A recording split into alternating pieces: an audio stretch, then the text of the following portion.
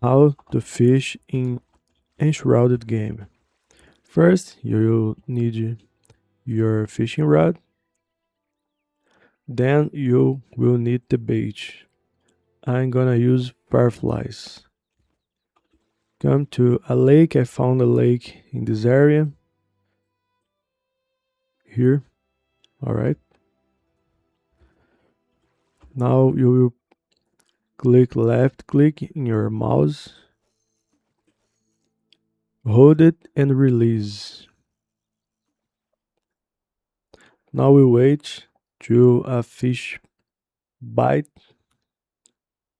When he bites, we will have to press left mouse button.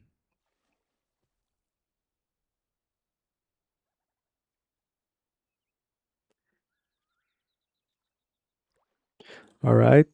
Now you have to battle the fish. If he goes to the right direction, you pull the rod to the left, and vice versa. Alright, we are almost there. We got it.